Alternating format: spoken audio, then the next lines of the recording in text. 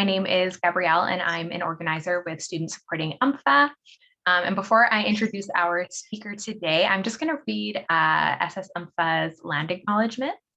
So, the University of Manitoba, where many of us who gather here today study, is a colonial structure built on traditional territory of the Anishinaabe, Cree, Dakota, Dene, Métis, and Ojibwe nations, who are the first and rightful inhabitants of these lands.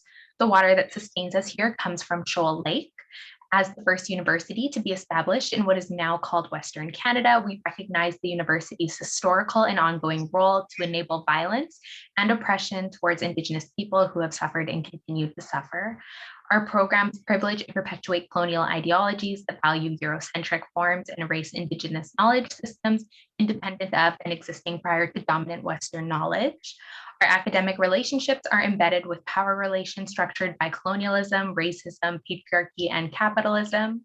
It is through the university's ongoing and growing relationship with the neoliberal state and global capitalism that colonization and violence against Indigenous people is inseparable from the academic institution that is now called the University of Manitoba. I'm now going to introduce our speaker, Julie Gard. Julie is a professor of history and labor studies at the University of Manitoba. She's a longtime activist in her union, the University of Manitoba Faculty Association, and is involved in other social justice issues. Her work, oh, sorry, my dog, Harley. Her work on labor, left history, social movements, and on labor policy in contemporary union struggles has been published in a number of international journals. And that is all. So we will save questions for when we open up the discussion following Julie's talk. If you'd like, you can type questions in the chat and I can read them out later, or they'll be raised later on. But Julie, I will pass it off to you. Okay, thanks, Gabrielle.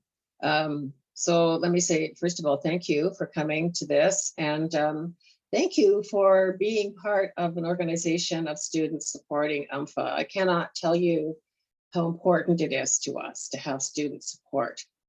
And it's not just that it's great to see you folks on the picket line, and I've met a number of you on different picket lines because I sort of travel around a bit. As you probably know, I'm on the bargaining team for UMFA and also in the collective agreement committee. So I'm pretty deeply involved in this strike, but this is the only time our members have ever gone on strike for money, which is really, really difficult for UMFA members to do. They feel really guilty about that, for a number of reasons, one of which is, that strikes inevitably hurt your clients or your students or whatever, the people who are most directly involved in the work that you do, no matter what the kind of work is. But UMFA members are really reluctant to go on strike. I've always been really reluctant to go on strike because of the damage that they feel it will do to students. So when we have student support, that means the earth to us. It means our members will go on strike. That means that the reason we're on week 5 of our strike is to not an insignificant extent because they feel that students are saying it's worth it. Students are saying it's okay for you to go on strike. And, we understand that there's a loss to us, but that you'll make it up, which we will by Senate decree anyway, but certainly we would anyway.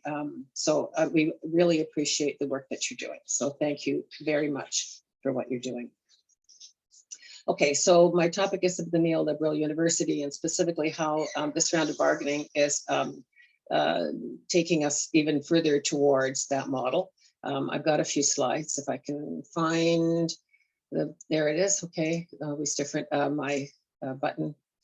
So one of the problems with me sharing my screen with you is that I won't be able to see most of you just because I just have one monitor working at the moment. So feel free to ask questions. During my presentation, I don't need to present it, without any feedback going on at all. I'm happy to take questions as I go. It's probably easiest for me if you put them in the chat, because then I can actually, or if I guess I might be able to see your hand if you raise it, or if I'm not paying attention to you, if I've missed it, just speak up, please. Okay, so that works fine for me. I don't mind being interrupted at all. In fact, I appreciate people interacting with me. I think we'll get to this later. Education should be interactive. Okay, so neoliberalism is not unknown to your students today. I think everybody's pretty familiar with what neoliberalism is and the kind of damage that it's doing to all parts of our society, but in particular, since we're talking about this today, to education. And I did a little, quick research on the scholarly work on Neoliberal University. So just to kind of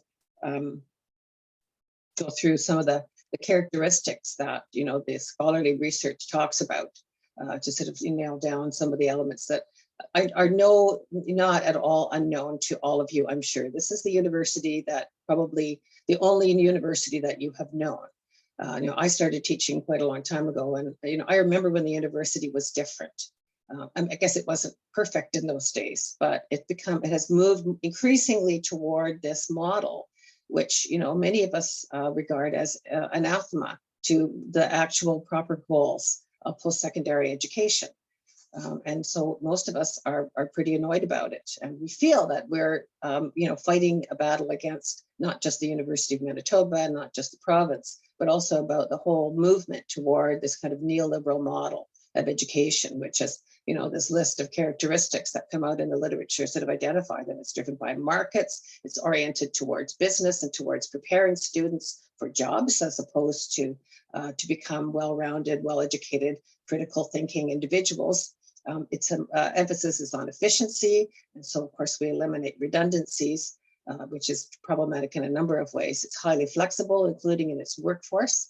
It becomes competitive in ways that we find to be unhelpful and not consistent with the ideal goals of a university. It's increasingly more streamlined.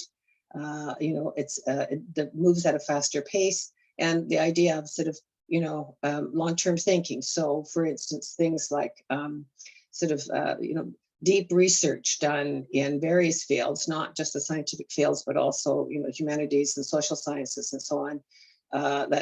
That kind of research that pays long-term goals gets replaced by short-term research that has an immediate, usually market-driven kind of value, and the long-term objectives of education in general are also replaced by short-term strategies like preparing students for work. So I think we see those characteristics, and I know that you're as familiar with them as I am.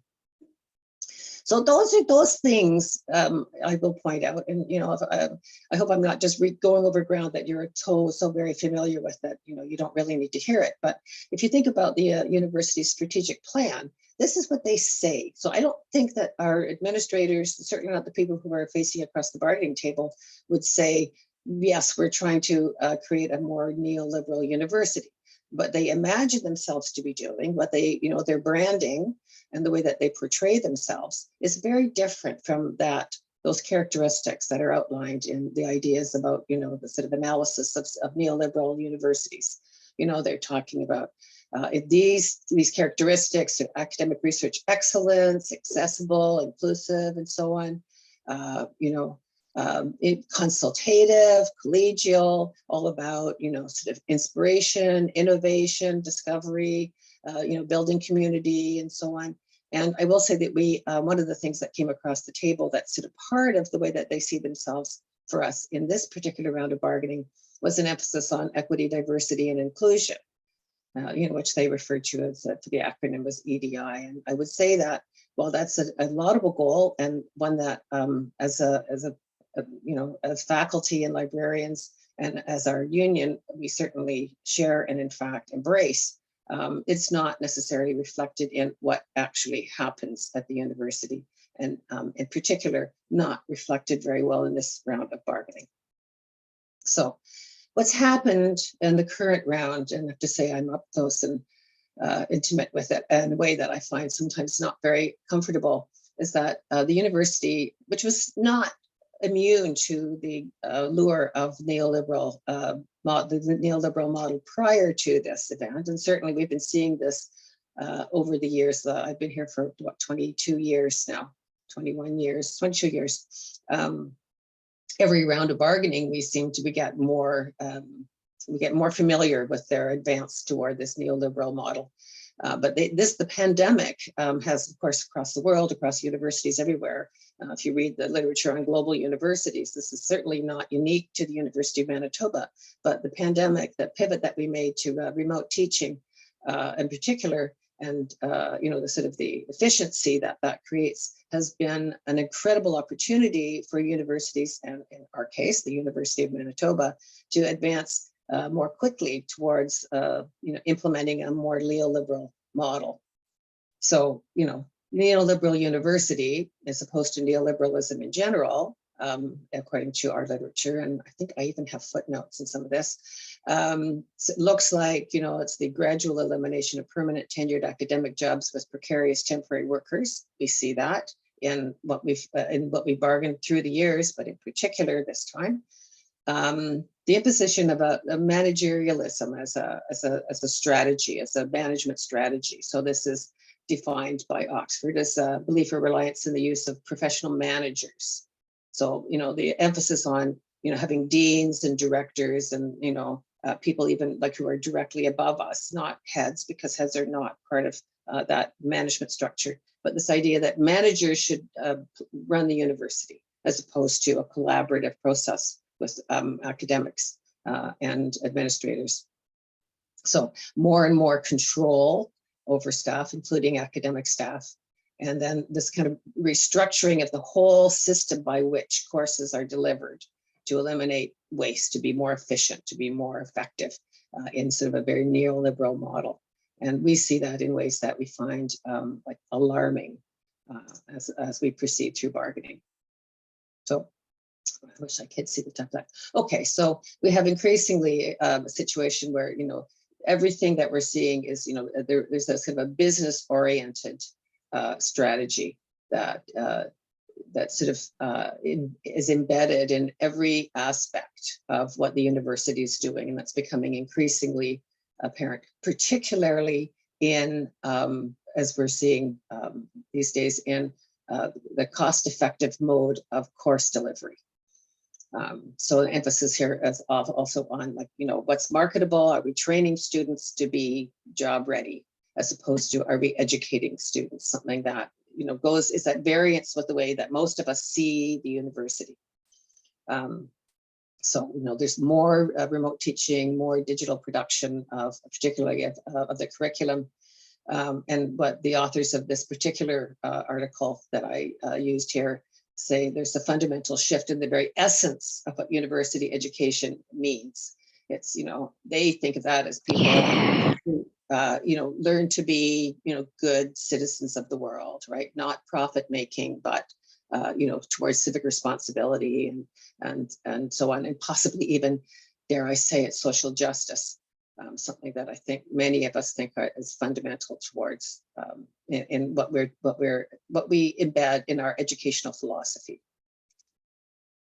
Okay, in terms of students, again, you know, basing this somewhat on the literature, what neoliberalism does is it treats education as a product and treats students as consumers.